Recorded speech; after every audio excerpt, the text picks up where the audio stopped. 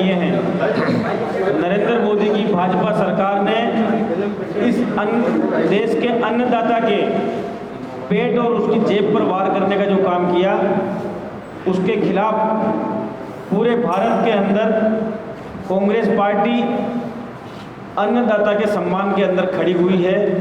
और आज पूरे भारत में जो भारत बंद किसानों के द्वारा किया जा रहा है, उस भारत बंद को समर्थन देने के लिए कांग्रेस का एक एक कार्यकर्ता किसानों के साथ सड़कों पर उतरा हुआ है। और पूरे देश में आज प्रेस के माध्यम से किसानों की आवाज़ को, किसानों के दर्द को आप लोगों के माध्यम से सब तक पहुंचाने के लिए हर प्रदेश के प्रदेश मुख्यालय पर प्रेस ब्रीफिंग हो रही है। उसी कड़ी में हमारे उत्तर प्रदेश के अंदर पंजाब सरकार के वित्त मंत्री, कांग्रेस के बड़े हमारे वरिष्ठ नेता, जो खुद एक किसान के घर में पैदा हुए और जिनकी रगों में किसान का खून दौड़ता है, किसान के दर्द को पहचानते हैं, मनप्रीत बादल जी आज उत्तर प्रदेश के लखनऊ में हमारे प्रदेश कांग्रेस कार्यालय में पहुंचे हैं। मैं अखिल भारतीय कांग्रेस कमेटी की तरफ से इनका स्वागत करता हूं और मैं बादल साहब से आग्रह करूंगा कि आपके शब्दों के माध्यम से किसानों का दर्द आम जन तक पहुंचे। तो मैं बिना माइक के तो उत्तर प्रदेश के गैरतमंद धरती के गैरतमंद बेटे और बेटियों, मेरे हमवतनों, सबसे पहले तो मैं लखनऊ की जो तमाम प्रेस कोर है, मैं आपका इस बात का बड़ा मशकूर और ममनून हूँ कि आप सब अपनी मसरूफियत को छोड़ के आज कांग्रेस की प्रेस ब्रीफिंग में आप आए हो। मैं इसके लिए आपका धन्यवाद करता हूँ। और मैं तमाम अपने जो मेरे साथी हैं यूपी से, मैं इनका भी धन्यवाद इसका करता हूं कि वो हमारे पंजाबी में एक मुहावरा है, मैं आज लखनऊ पहुंचा तो इन्होंने मुझे अपने हाथों पे नहीं अपनी आंखों पे बिठा लिया। आपने मुझे अपनी आंखों पे बिठा लिया, इस बात का मैं आपका शुक्रिया अदा करूंगा। साहब, मैं आज कांग्रेस पार्टी का नुक्ते नज़र जो एग्रीकल्चरल के एतबार से जो पहले ऑर्डिनेंस थे, अब उनको कानून की शक्ल दे दी गई है, तो कांग्रेस पार्टी का मैं नुक्ते नज़र बयान करने के लिए मैं आज खुसूसी तौर पे मैं लखनऊ, जो कि बहुत वकारी और हसीन शहर है हिंदुस्तान का, मैं वहाँ पहुँचा हूँ। तो मैं एक बात तो अपने बयान करने से पहले ये कहना चाहूँगा कि यूपी का जो किसान है बहुत सादा किसान है, पर इतना भी सादा नहीं है कि अपना नफ़ा और नुकसान ना पहचान सके। यूपी का किसान सादा ज़रूर है, पर इतना भी सादा नहीं है कि चोर और चौकीदार की उसको समझना है। यूपी का किसान सादा ज़रूर है, पर इतना भी सादा नहीं है कि उसको शराब और शरबत का फ़र्क पता नहीं है। यूपी का किसान सादा तो ज़रूर है, पर इतना सादा भी नहीं है कि कातिल कौन है और मकतूल कौन है, इसको उसका पता नहीं है। इस बात का मुझे कोई शक नहीं है। और अगर मैं आपको याद, आपके सुनने वालों को जो काले कैमरे की आंखों से देख रहे हैं आज की प्रेस ब्रीफिंग, मैं उनको अगर ये याद दिलाता चलूं कि आज से 6 साल पहले इंडिया के प्राइम मिनिस्टर मोदी जी ने फार्मर, किसान की जो आमदन है उसको डबल करने का हलफ लिया था कि हम किसान की इनकम को डबल कर देंगे।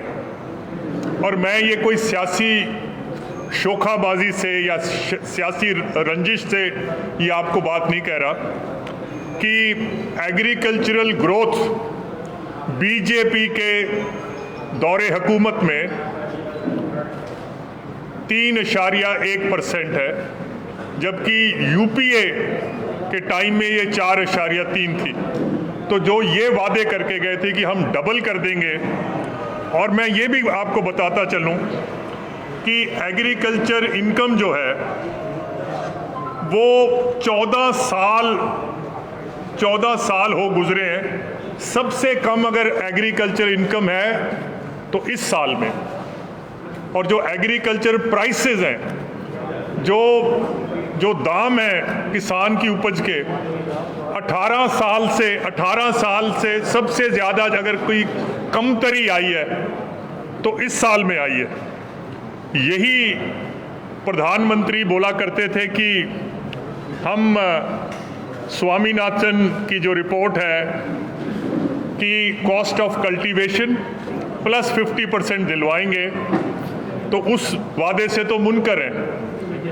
और मैं शायद यूपी में इस बात की दिलचस्पी ना हो कि जो CACP होती है, commission for agriculture cost and prices, जो सिफारिशात देती है गवर्नमेंट ऑफ इंडिया को कि दाम क्या होने चाहिए, MSP क्या होनी चाहिए, तो इस साल जो सिफारिशात उन्होंने दी थी, उन्होंने बोला कि इस साल जो फूड इन्फ्लेशन है, महंगाई है सीरियल्स में, वो 8.6 है। लिहाजा किसान को 6.6% का इजाफा ये आप गेहूं में दे दें और 5.9% इजाफा आप पैडी में दे दें, चावल में दे दें। और ये मैं रिकॉर्ड से बोल रहा हूँ, इसकी कॉपी मैं आपको दे दूंगा इस प्रेस ब्रीफिंग के बाद। पिछले 10 साल में अगर सबसे कम MSP में इजाफा हुआ है खरीफ में और रबी में, तो इस साल हुआ है। जबकि गेहूं में इन्होंने 2.6% इजाफा दिया है, 50 रुपये, और चावल में इन्होंने 2.9% दिया। मेरी अकल दंग है, मेरी अकल से बालातर है कि ये प्राइम मिनिस्टर ने और एग्रीकल्चर मिनिस्टर पार्लियामेंट में अनाउंस किया कि हमने 50 रुपए बढ़ा दिए। आज तक पार्लियामेंट में कभी, और अगर इतना कम बढ़ाना था तो फिर पार्लियामेंट में बयान देने की ज़रूरत नहीं थी।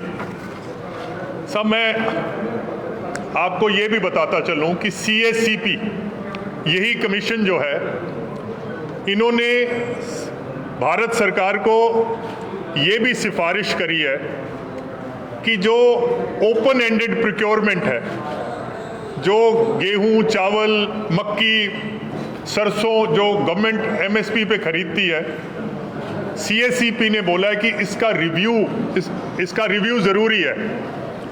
और CACP की ये भी सिफारिशात हैं कि जो किसान को सब्सिडी मिलती है फर्टिलाइज़र पे, खाद पे जो सब्सिडी मिलती है, उसको किसान के खाते में डायरेक्ट DBT, डायरेक्ट ट्रांसफ़र जो है वो कर दी जाए।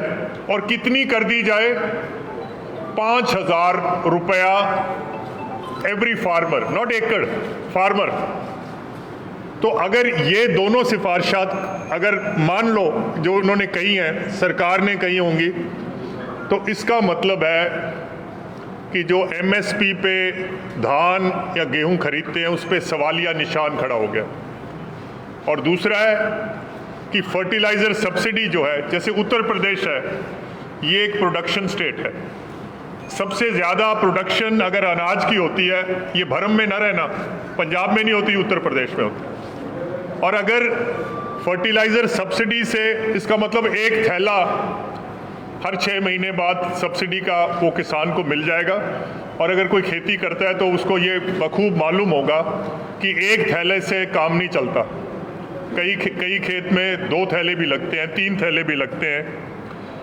तो हमें इस बात का शदीद एतराज़ है, शदीद रंज है कि ओपन एंडेड प्रोक्योरमेंट भी ख़त्म होगी, फर्टिलाइज़र सब्सिडी है वो भी महदूद कर दी जाएगी, MSP की जो रेट है इन्फ्लेशन के रेट से भी ये कम है।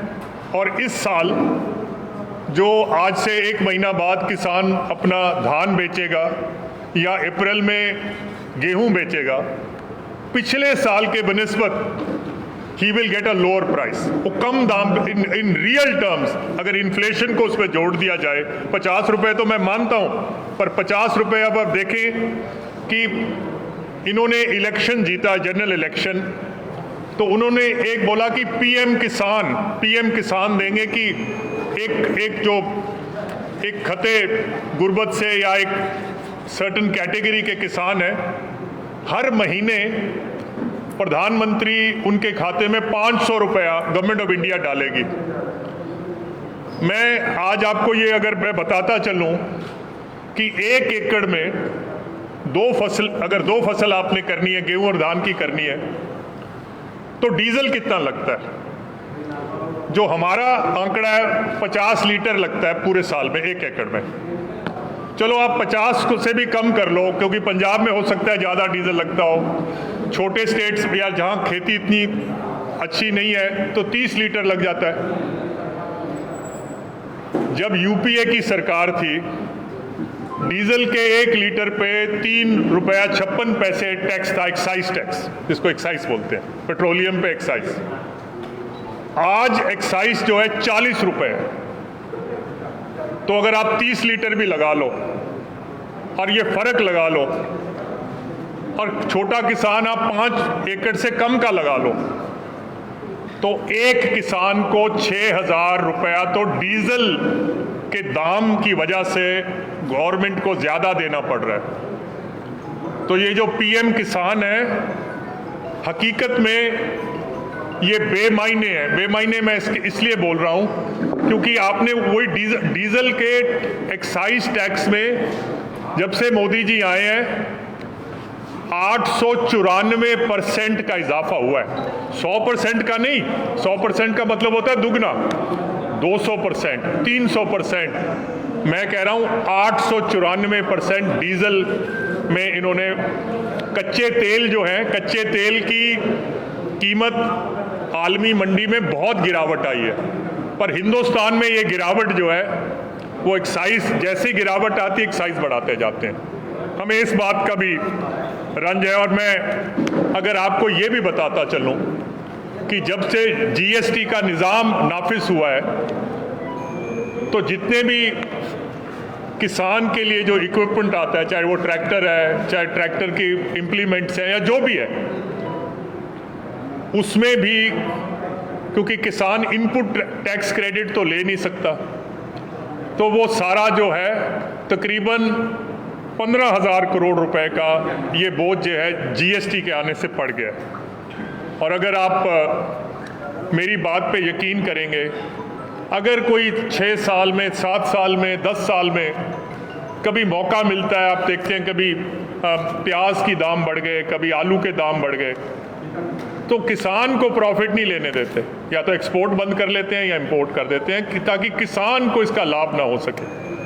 तो मैं आज ये भी किसी सियासी शोखाबाजी से नहीं कह रहा कि जो दिहाड़ीदार है, जो किसान के खेत में काम करता है, पिछले 1 साल से दिहाड़ी में एम्प्लॉयमेंट जो वेजेस है उसमें इजाफा कितना हुआ है? 0%। और जिस साल यूपीए की हमने सरकार छोड़ी थी, दिहाड़ीदारों का 38% उसमें इजाफा हो गया था। आज यूपी का जो किसान है, गवर्नमेंट ने 14,000 करोड़ रुपया बकाया यूपी के किसान का देना है। आज भारत में हर घंटे एक किसान खुदकुशी कर रहा है। किसान खुदकुशी का जो रेट है 1 पर आवर, एक दिन में 24 किसान हिंदुस्तान में खुदकुशी कर जाते हैं। किसान की जो हालात है वो काबिले रहम है। और मैं ये बात भी, मुझे इस बात की शर्मिंदगी महसूस हो रही है कि मैं उस देश का शहरी हूँ जहाँ जब से मोदी जी आए हैं तो जो इंडस्ट्री है, कॉरपोरेट घराने हैं, उनकी जो कर्ज माफ़ी हुई है वो 6.6 lakh crore government of India ने, जो बैंकों के डिफॉल्टर हो गए थे, जो और क्रेडिट इंस्टीट्यूशन के डिफॉल्टर थे, जो लोन राइट ऑफ हुए हैं भारत में, वो 6,60,000 करोड़ हैं। और जो पिछले साल, आपको याद होगा, पिछले साल कॉरपोरेट टैक्स में जो उसकी शरह थी उसमें कमतरी लाए थे। 1,45,000 करोड़ का जो उनके टैक्स पे जो रेट लगता था, मुझे लगता है आई डोंट नो 40% से इनको 30% या कुछ ऐसा किया था। सब मैं एक चीज़ और भी बताता चलूँ, थोड़ा सा टाइम लग जाएगा।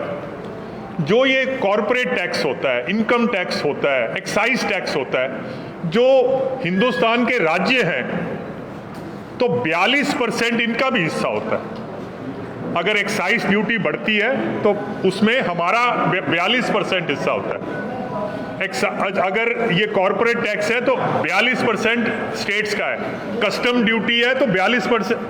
तो इन्होंने क्या किया, जब से मोदी जी आए हैं, एक्साइज ड्यूटी बढ़ाते हैं पर उसको एक्साइज नहीं बोलते, स्पेशल एक्साइज बोलते हैं, ताकि स्टेट्स को हिस्सा ना मिल सके। बोल देते हैं जीएसटी में आपको इजाफा दिया है, इसी तरह कस्टम्स की ड्यूटी बढ़ेगी तो उस पर कोई स्पेशल कस्टम बोल देंगे पर स्टेट्स को हिस्सा नहीं देंगे। और उसी तरह जैसे मैंने बोला, अगर कॉरपोरेट टैक्स माफ़ करना था तो पहले स्टेट से मुशावरत करनी थी। आफ्टर ऑल 1,45,000 करोड़ में सबसे छोटा राज्य पंजाब है, 3,500 करोड़ हमारा था, बिना पूछे आपने कैसे माफ़ कर दिया? तो अगर आपने किसान को कर्ज माफ़ी नहीं देनी, क्रॉप लोन पे आपने वेवर नहीं देना, बट आपने इंडस्ट्री को जो वेवर दिया है, इस बात का भी हमें रंज है। और मैं बताता चलूं, जो फसल बीमा योजना, पीएम फसल बीमा योजना है, प्राइवेट इंडस्ट्री को बहुत हाई प्रीमियम देना पड़ता है और वापस जो है उन्होंने 10,000 करोड़ रुपया सिर्फ हरियाणा से कमाया। पीएम किसान जो फसल योजना है, जितने बीजेपी के स्टेट्स हैं वहां लागू हुई है, हमने पंजाब में नहीं करा। अगर किसी का नुकसान होता है सरकार दे देती है, क्योंकि प्रीमियम इतना ज्यादा, इससे तो बेहतर है कि हम खुद ही दे दें। वो किसी उर्दू के कवि ने लिखा है कि गोया जरा सी बात पे बरसों के याराने गए, चलो इतना हुआ कुछ लोग पहचाने गए।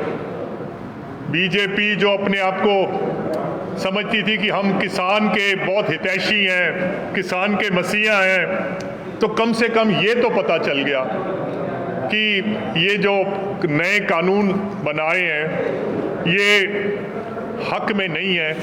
और ये जो 3 ऑर्डिनेंसेस जो कानून की शक्ल अख्तियार कर चुके हैं, तो मैं तो एक तो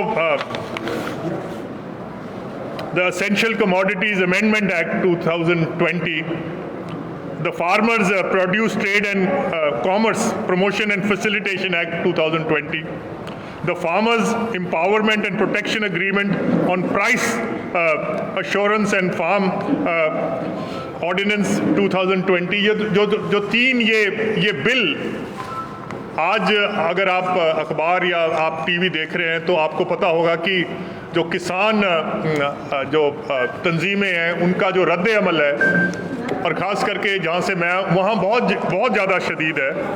और इसकी अगर मैं मोटा मोटा आपको ये बताता चलूँ कि एतराज़ात क्या हैं। सबसे पहले एतराज़ तो ये है कि ये जो बिल आए हैं ये कह रहा है कि कोई भी व्यापारी बिना लाइसेंस लिए, पहले अगर आपने गेहूं, चावल, मक्की, बाजरा, सरसों, चना जो भी खरीदना है, आपके पास लाइसेंस होना ज़रूरी है कि मैं इसमें कारोबार कर सकता हूं। ये जो नया बिल आया है ये बोला कि लाइसेंस लेने की कोई ज़रूरत नहीं है, अगर आपके पास पैन कार्ड नंबर है आप कारोबार करो। और हमें इस बात का एतराज़ है कि अगर कोई किसान से कोई भी चीज़ खरीद के ले गया, उसके पैसे अगर ना दिए, व्यापारी को घाटा पड़ गया, एमएसपी पे ना दिए, तो उसके खिलाफ कार्रवाई कैसे होगी? उसके पास तो कोई लाइसेंस भी नहीं था, हम तो जानते भी नहीं है। उसका लाइसेंस विड्रॉ करें, उस पर कोई पेनल्टी डालें।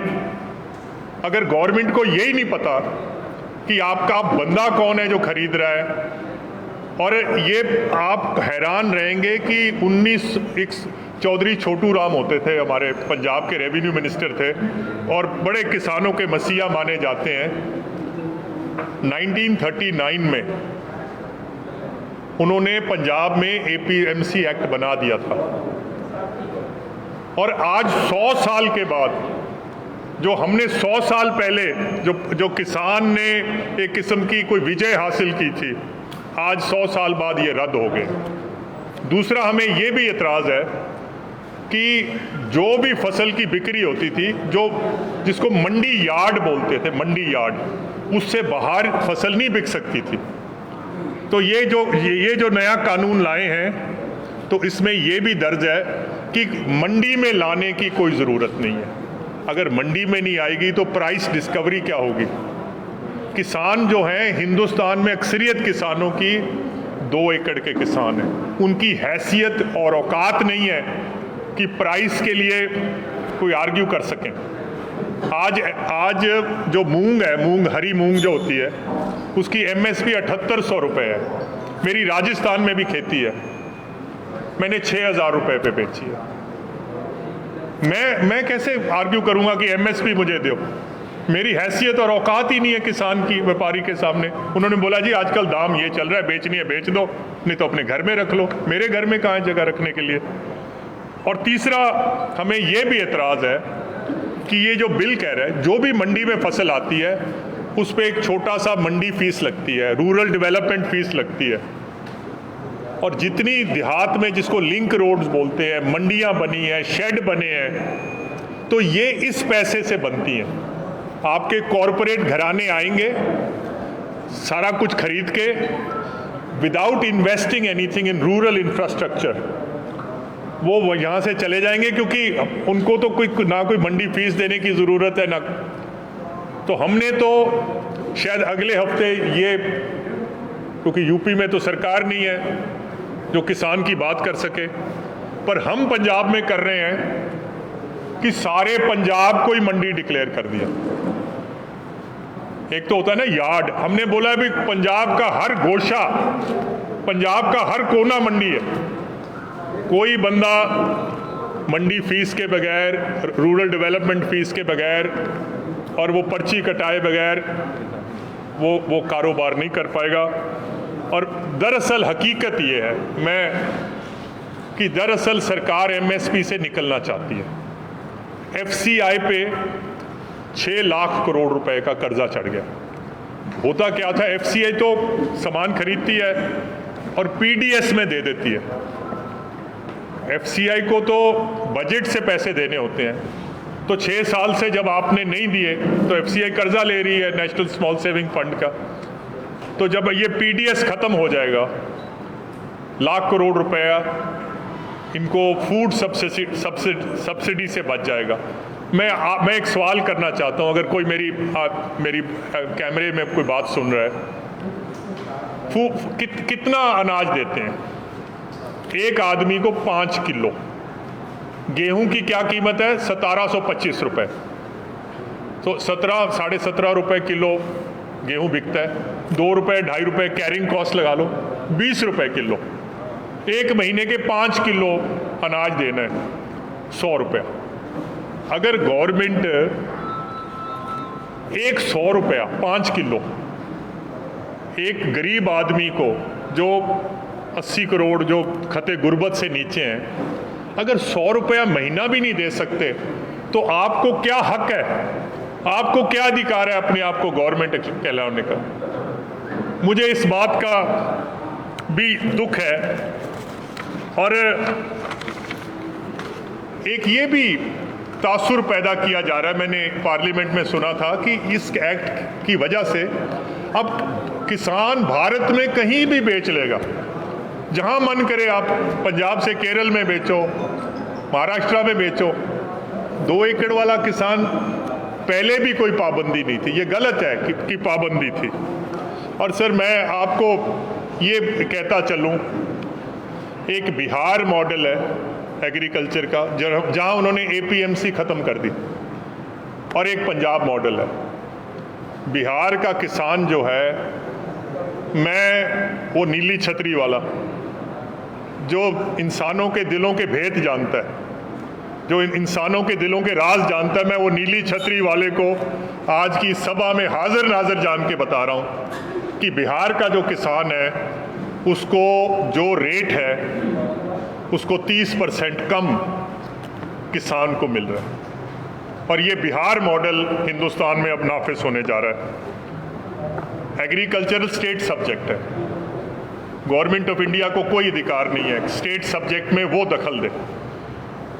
हम तो सुप्रीम कोर्ट में इस कानून को चैलेंज करने के लिए हम तैयार हैं। इसके आने से state government including UP revenue loss भी होगा, एम्प्लॉयमेंट लॉस होगा। आड़तीये बैठे हैं, उनके मुनीम हैं, वहाँ के लोडर होते हैं, वहाँ के सफाई करने वाले होते हैं, वहाँ के ट्रक गाड़ियाँ चलाने वाले होते हैं। एम्प्लॉयमेंट लॉस जो है वो भी होगा।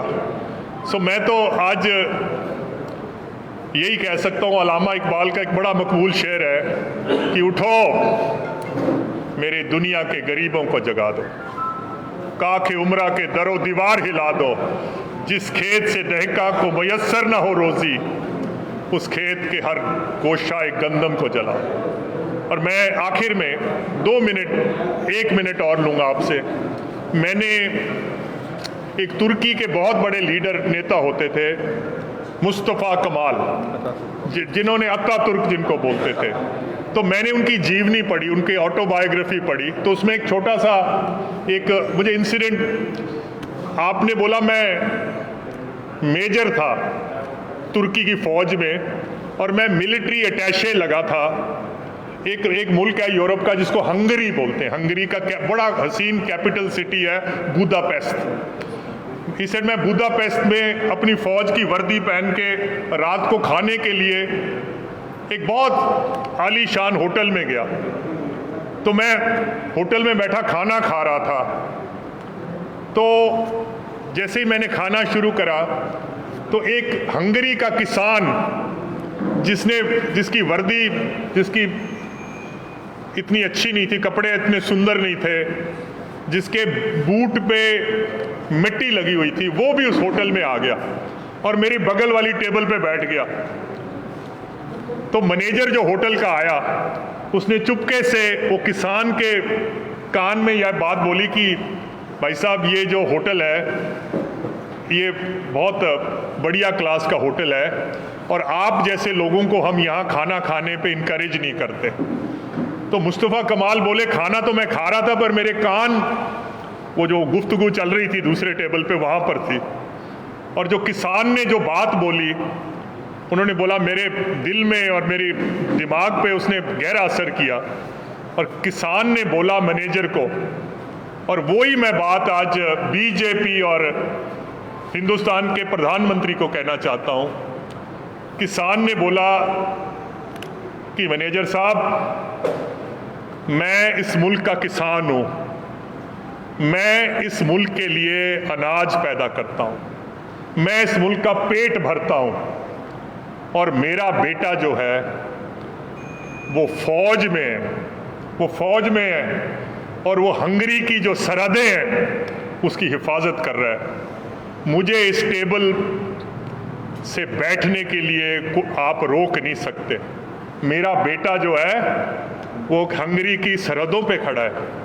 मैं मोदी जी और भारतीय जनता पार्टी से कहूँगा, हम किसान हिंदुस्तान के इकट्ठे हुए हैं।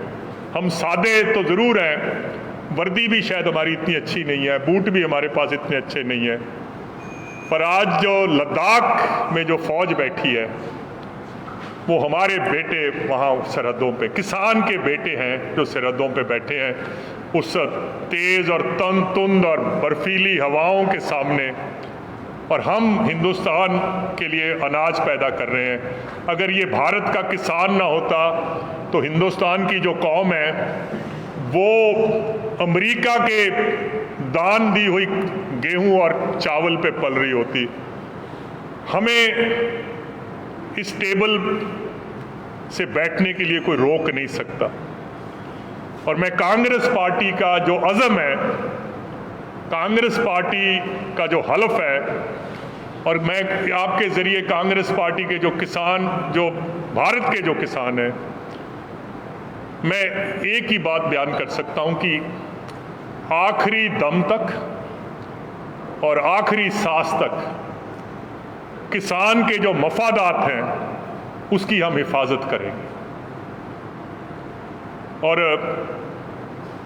एक चौधरी छोटू राम जो हमारे लीडर थे किसानों के, उनका बड़ा फेवरेट शेर था, मैं उसी से अंत करूंगा। और वो किसान को भी शायद वो प्रेरणा देगा। वो बोलता है कि ऐ ताहिर लाहौती, उस रिज़्क से मौत अच्छी जिस रिज़्क से आती हो परिवाज में कोताही। तो सारे देश के जो किसान हैं, एक कौम होती है और कौमों के मिजाज होते हैं। कुछ कौमें ऐसी होती हैं जो हार नहीं मानने वाली कौमें। तो हम अपने हक के लिए किसान जो हैं वो लड़ेंगे। और मैं बीजेपी को ये वाज़े तौर से कहना चाहता हूँ कि किसान बड़ा भोला है। प्यार से, अगर प्यार से कोई जान मांग ले तो जान दे देते हैं, कोई प्रॉब्लम नहीं है। पर हमें ये कानून का झांसा मत दो, कानून हमें मत सिखाओ कि ये आपके हक में है, इससे किसान जो है वो बहुत तरक्की करेगा।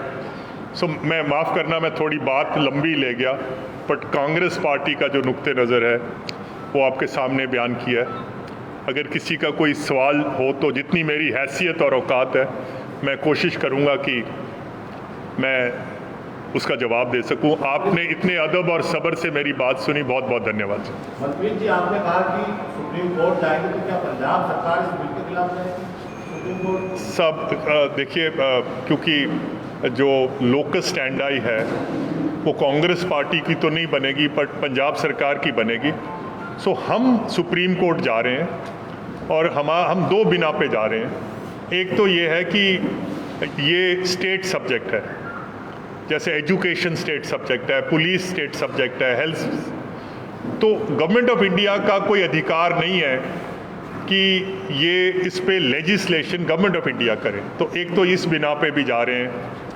दूसरा, हम इस बिना पे भी जा रहे हैं कि जो फेडरल गवर्नमेंट है वो किसी स्टेट की इकोनॉमी को डिस्ट्रॉय नहीं कर सकती। तो हमारे इस बिल के आने से, क्योंकि हमारा टोटल एमएसपी का जो रेवेन्यू है वो 70,000 करोड़ है और जो स्टेट को लेवीज आती हैं वो 4,000 करोड़ है। तो इतने छोटे स्टेट के लिए इतना नुकसान होना, तो हम सुप्रीम कोर्ट का दरवाज़ा खटखटाएंगे। सुप्रीम कोर्ट पे हमें एतमाद है और जो हक की बात है वो सुप्रीम कोर्ट ज़रूर सुनेगा। और जैसे मैंने कहा, आखिरले सांस तक और आखिरले दम तक इस बिल का विरोध करेंगे। मनप्रीत जी, आपने किसानों की बात की। कुछ किसान हैं जिनके पास जमीन नहीं होती, बटाई पे काम करते हैं, उनके लिए ये बिल किस तरीके से? तो जो बटाई वाला किसान है और जो मलकियत है जिसकी, वो तो बरोबर हो गया। अगर आपने एमएसपी से हटके बेचनी है, मतलब कम बेचनी है, तो बटाई वाले किसान को भी उसका कोई फ़ायदा नहीं है। और जहाँ तक प्राइवेट जो कारोबारी है उसका क्या भरोसा है किस रेट पे खरीदेगा, क्योंकि बटाई वाले किसान की तो औकात शायद मालिक से भी कम होगी। देखिए, मैं ये जो आपसे बातें कर रहा हूँ, एक तो होता है कि सियासी शोखाबाजी में बातें हो रही है, ये कि पार्टी का, बट मैं आपको हकीकत बता रहा हूँ। ये प्राइम मिनिस्टर ने ट्वीट किया है कि एमएसपी ख़त्म नहीं होगी। एग्रीकल्चर मिनिस्टर ने पार्लियामेंट के अंदर बयान दिया है कि हम एमएसपी चालू रखेंगे। मैं आपके सामने जिंदा मिसाल मैं बैठा हूँ, पंजाब का फाइनेंस मिनिस्टर हूँ। इन्होंने हमें बोला था आप जीएसटी के निज़ाम में आ जाएं, अगर आपको कोई घाटा पड़ गया इस स्कीम के अंदर तो हम आपको कॉम्पनसेट कर देंगे, कॉम्पनसेशन दे देंगे। हमें सच नहीं आया। फिर उन्होंने बोला कि हम कॉन्स्टिट्यूशन में जीएसटी कॉम्पनसेशन बिल कॉन्स्टिट्यूशन का हिस्सा बन गया। तो कॉन्स्टिट्यूशन, भारत का जो संविधान है उसके अंदर दर्ज है कि कोई स्टेट को अगर घाटा पड़ गया तो उसकी कॉम्पनसेशन देंगे। मैं फाइनेंस मिनिस्टर बैठा हूं, मैं हल्फन और कसमन आपको कह रहा हूं कि अप्रैल, मई, जून, जुलाई, अगस्त और सितंबर खत्म हो गया है। पंजाब स्टेट को, एक्चुअली सारे स्टेट्स को कॉम्पनसेशन नहीं मिली। 9,000 करोड़ रुपया, मुंह से ही कह देना 9,000। इतना छोटा स्टेट है, 2.5 करोड़ आदमियों का। 9,000 करोड़ अगर रुपया हमें नहीं मिला, जो गवर्नमेंट की कॉन्स्टिट्यूशनल कमिटमेंट और ऑब्लिगेशन है, जैसे बैंक बोले कि मेरे पास पैसे नहीं है, हम क्या करें? जेलों के दरवाजे खोल दें, अस्पताल बंद कर दें, स्कूल बंद कर दें? यार कैसे स्टेट चलेगा? कभी बोल रहे हैं कम ले लो, कोरोना आ गया बाद में कर लेंगे, ऐसे थोड़ी यार हिंदुस्तान ने एक सुपर पावर बनना है। मनप्रीत जी, ये बताइए, कांग्रेस भी विरोध कर रही है, किसान भी विरोध कर रहा है। शॉर्ट में ये बताइए कि ऐसी क्या चीज़ है इस बिल में जिसकी वजह से ये जायज़ नहीं है किसान? सब हमने, अगर एक नुक्ते में मैंने बात बतानी हो तो हमने जब ये बिल ऑर्डिनेंस की शक्ल में आए थे और फिर उस पर डिबेट हुई, तो हमने तो सिर्फ एक ही बात बोली थी कि इसमें एक आप शिक और डाल दें, एक क्लॉज और डाल दें कि हम गारंटी करेंगे कि ये एमएसपी पे हम खरीद लेंगे। ये शिक नहीं डाली। चलो बाकी तो छोड़ो। ये अगर आप बोल रहे हो, ट्वीट भी कर रहे हो, बोल भी रहे हो कि एमएसपी पे खरीदेंगे, तो इसको बिल का अगर हिस्सा बना लेते तो कौन सी आफत गिर जाती। Thank you. जो आपत्ति के पॉइंट्स हैं कि आखिरकार नुकसान क्या होगा किसान को, वो हम किसान को नुकसान ये होगा कि एक तो जो मंडी के बाहर चीज़ बिक रही है उस पे हम एक तो एमएसपी इंश्योर नहीं कर सकेंगे, उसके साथ कोई धोखा होगा तो वो कोई इंश्योर नहीं हो सका। अब तो सिर्फ लाइसेंस वाला आदमी खरीद सकता है, और लाइसेंस जिसके पास है उस पर पेनल्टी भी लग सकती है, उसका कारोबार भी बंद किया जा सकता है। वो कितने दिन में पेमेंट देगा किसान को? 48 घंटे में देगा, 72 घंटे में देगा? तीसरा ये भी इतराज़ है हमें कि अगर कोई खरीदता है, कोई यूपी से चीज़ खरीदता है और मंडी फीस या रूरल डेवलपमेंट फीस नहीं देता, तो देहात में जो सड़कें बन रही हैं, मंडियां बन रही हैं, जो फार्मर की या मजदूर की इंश्योरेंस है, वो कहाँ से आएगी? मैं कॉरपोरेट घराना हूँ, मैंने खरीद लिया, पर मैंने यूपी के रूरल इंफ्रास्ट्रक्चर में कोई इन्वेस्टमेंट नहीं करी।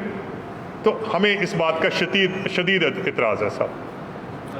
एक सवाल है, जैसे आप पंजाब सरकार में वित्त मंत्री हैं, तो आपने सब मुद्दों पे थोड़ा बात किया, लेकिन देश की अर्थव्यवस्था जैसे पिछले क्वार्टर में -23.9 था जीडीपी, तो उसके बारे में कांग्रेस सरकार का क्या कहना है? और कांग्रेस सरकार अगर यहाँ पे होती तो वो उनका कैसा रहता कि वो ये जीडीपी को थोड़ा सा बढ़ा देते? सब देखिए, ऐसे है कि 2008 में भी एक वर्ल्ड में क्राइसिस आया था, एक डिप्रेशन आई थी। सिर्फ एक हिंदुस्तान वह देश है जहाँ पर क्राइसिस नहीं हुआ। तो मेरा अपना मानना है, मैं गलत भी हो सकता हूँ, मैं अकेले कुल नहीं हूँ, कि ये जो नोटबंदी और जो जीएसटी का निज़ाम आया, इससे भारत की जो अर्थव्यवस्था है वो लड़खड़ा गई।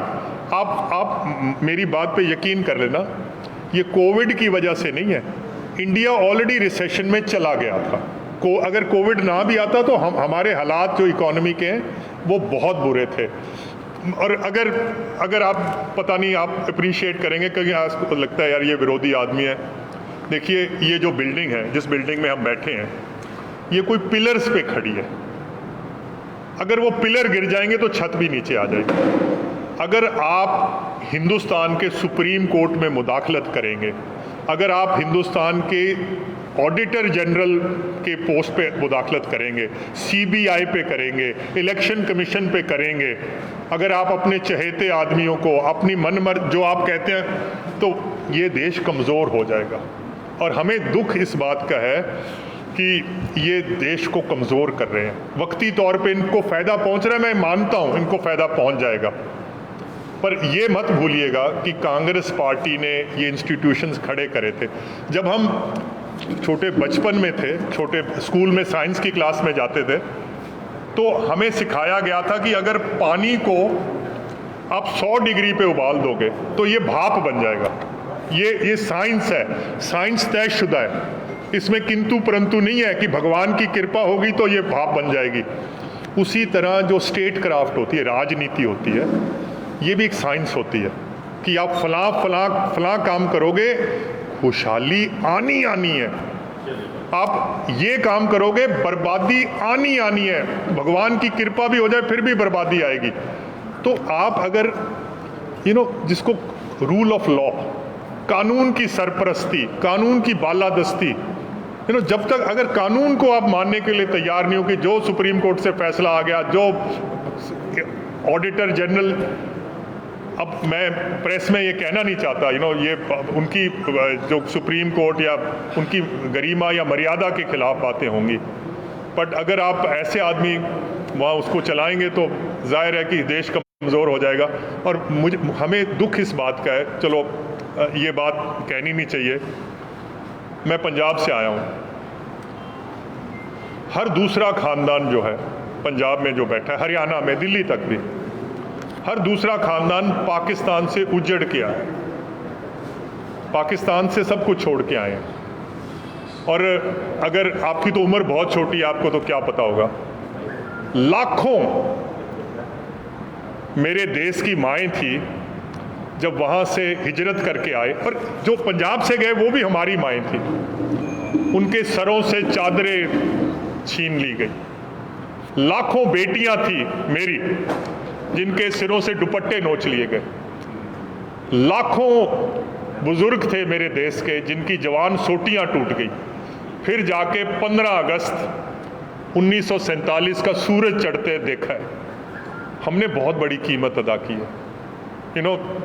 ये तो हो सकता है कि ये आपका जो माइक है 1000 रुपए का हो, पर मैंने इसके लिए 5000 दिए। मुझे ये महंगा पड़ा है। तो जब मुल्क के साथ खास करके हम देखते हैं यार कि ये ऐसा मुल्क, तो हम पाकिस्तान से आए हैं, तो ये मुल्क के लिए आए थे कि हमने तो सोचा था एक आज़ाद देश में जा रहे हैं, वहाँ हमारे बच्चे जो हैं मेहनत और मोहब्बत करके हमारे बच्चों का मुस्तकबिल बनेगा। आज 73 साल गुजर चुके हैं, तो इस बात का दुख है जी। Thank you very much, thank you very much. मंत्री जी, आपसे सवाल है, आप ये बताइए कि उत्तर प्रदेश में बड़े किसान नेता भी हैं, चाहे चरण सिंह हो चाहे महन सिंह जी, लेकिन हरियाणा और पंजाब में तो बहुत तेजी के साथ किसान आंदोलन कर रहे हैं, उत्तर प्रदेश में वो तेजी अभी नहीं है, क्या वजह मानते हैं? सर, हो सकता है कि किसानों का जो इत्तेहाद है, यूनिटी है, उसमें कोई कमी हो। कुछ हो सकता है जागरूक ना हो किसान, बट इसका मतलब ये नहीं है कि किसान का उत्तर प्रदेश में नुकसान नहीं है, नुकसान तो है। सर, पूरा पश्चिम उत्तर प्रदेश बंद है आज। जी।